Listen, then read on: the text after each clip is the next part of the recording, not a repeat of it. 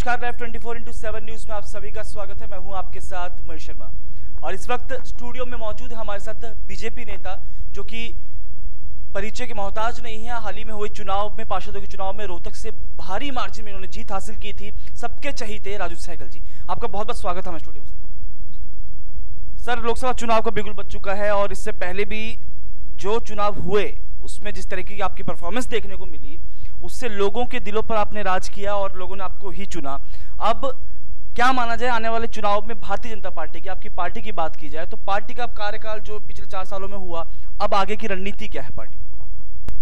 देखिए जी, सबसे पहले तो मैं आपको ये बता देता हूँ कि रणनीति तो बिल्कुल साफ है हमारी पार्टी की। हमारे पार्टी के संगठन मंत्री ये निर्णय जो करते हैं ऊपर से नीचे तक जो है, हमको निर्णय के साथ चलना पड़ता है। जो हमारी पार्टी का आदेश होता है हमें वही मानने होता है। जैसे पिछले चुनावों के अंदर देख लिया आपने कि पांचों मेयर हमारे बीजेपी के जीत के आपके सामने आए हैं। उस समय ये कहते थे कि अभी ये उपचुनाव की वेट करेंगे। उपचुनाव जींद का आपने देख लिया, जींद उपचुनाव के अंदर हम जीत करके आए। अब आगामी लोकसभा के अंदर हम 10 की 10 सीटें लोकसभा की जीतने जा रहे हैं और हमारे विधानसभा की हमारे क्षेत्र के अंदर 9 सीटें हैं।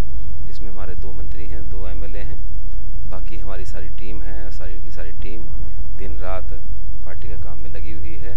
मैं सभी से आशा और विश्वास करता हूँ हमारा भाजपा का जो कार्यकर्ता है कभी ना टूटता है ना झुकता है।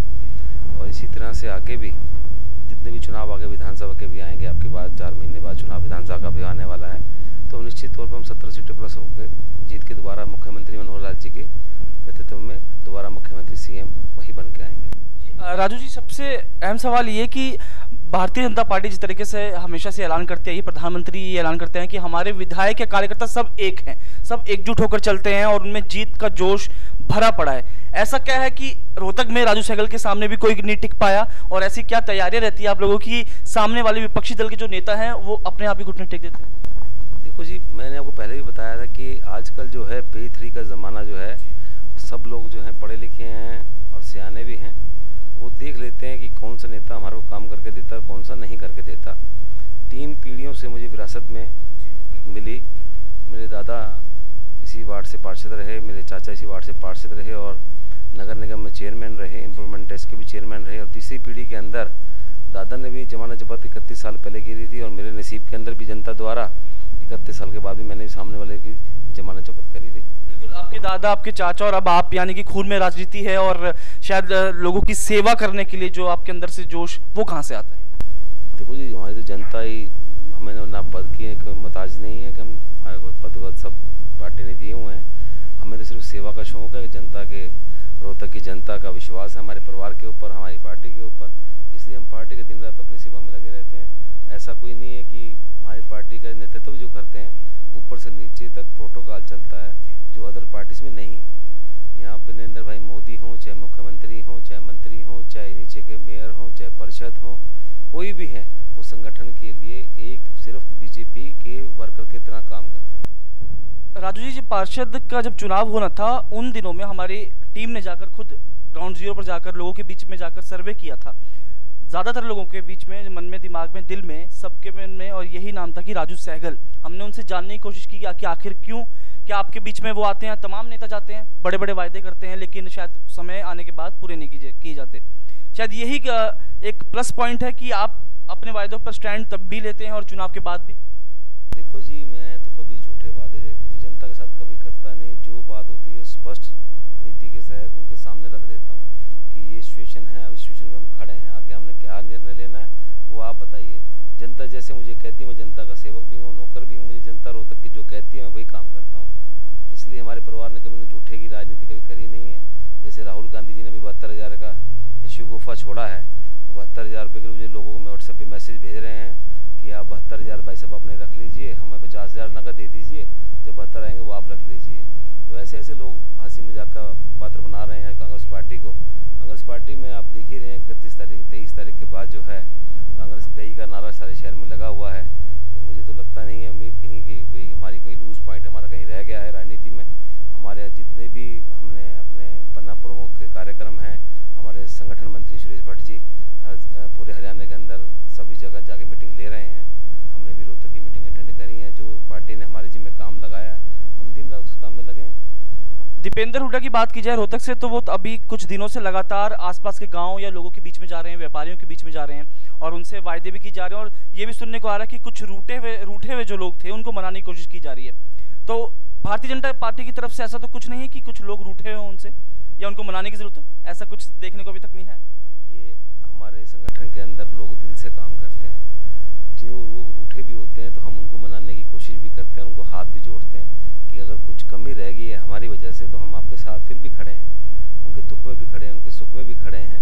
आपको पता है कि हमारा लोकसभा का कैंडिडेट आपके बीच में आ चुके हैं, हमारे माननीय डॉक्टर अरविंद शर्मा जी, जो पहले निर्दलीय चुनाव लोकसभा का जीत चुके हैं, वो आप भी जानते हैं। और अभी आपके बीच में कल उन्होंने यहाँ पर पहुँच करके हमने भाजपा कार्यालय के अंदर उनका भरपूर जोरदार स्वागत किया था और उनको हमने ये कहा था कि हम आपको यहाँ से जिता करके नरेंद्र भाई मोदी की झोली में कमल का फूल डालने वाले।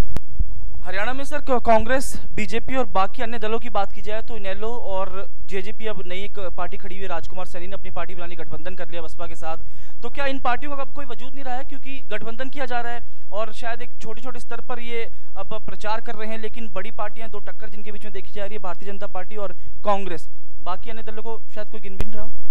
देखिए जी, आप पूरे देश के अंदर मोदी जी एक तरफ हैं और सारी पार्टियां एक तरफ हैं।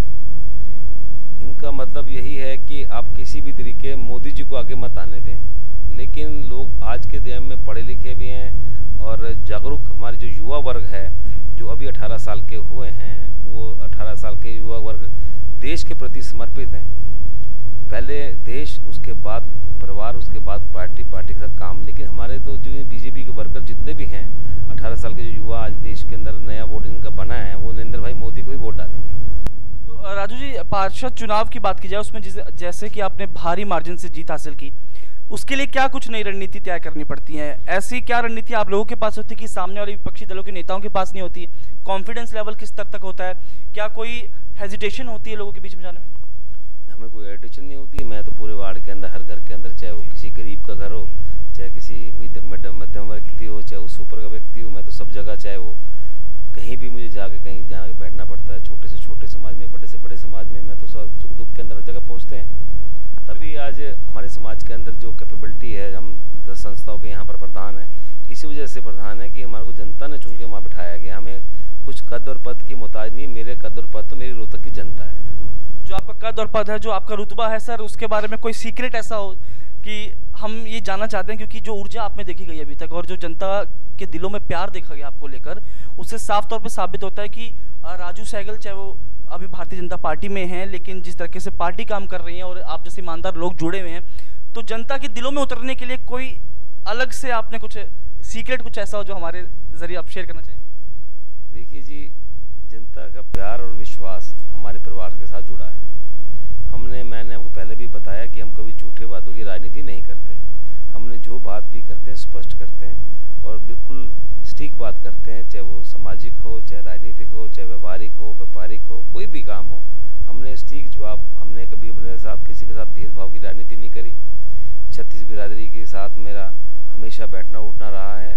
जितनी मेरी पॉपुलैरिटी अपने समाज के अंदर है, उतनी 36 बिरादरी के अंदर, सबके अंदर है।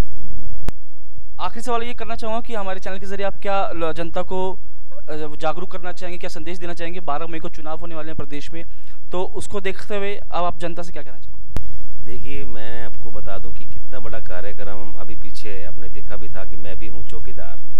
तो चौकीदार के रूप में मैं भी नरेंद्र भाई मोदी जी का चौकीदार हूं, अपने मुख्यमंत्री जी का चौकीदार हूं, अपने मंत्री जी मनीष ग्रोवर जी का चौकीदार हूं।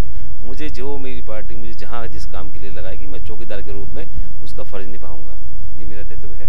तो ये राजू सहगल जी कह रहे हैं कि मैं मुख्यमंत्री का चौकीदार हूं और मनीष ग्रोवर जी का चौकीदार हूं, प्रधानमंत्री का चौकीदार हूं, लेकिन साफ तौर पर जनता के दिलों में जो उन्होंने बैठ बिठा रखी है और दिलों में जो राज किया है, उससे साफ तौर पर ये सब दिखाई देता है कि भारतीय जनता पार्टी आने वाले दिनों में भी जीत हासिल करेगी चुनावों में। और अगर इस तरह के नेता जनता के बीच जाएंगे, जनता पर भरोसा जताएंगे, तो जनता सही मत करेगी। चुनाव आने वाले हैं, 12 मई को मतदान होगा। कुछ राज्यों में चुनाव हो चुके हैं, लेकिन 23 मई को जो नतीजे सामने निकल कर आएंगे, साफ तौर पर कॉन्फिडेंस देखा जा रहा है कि भारतीय जनता पार्टी जीत हासिल करेगी और दोबारा से प्रधानमंत्री नरेंद्र मोदी उस गद्दी को संभालेंगे। लाइव 24x7 न्यूज़ के लिए फिलहाल इतना ही। नमस्कार।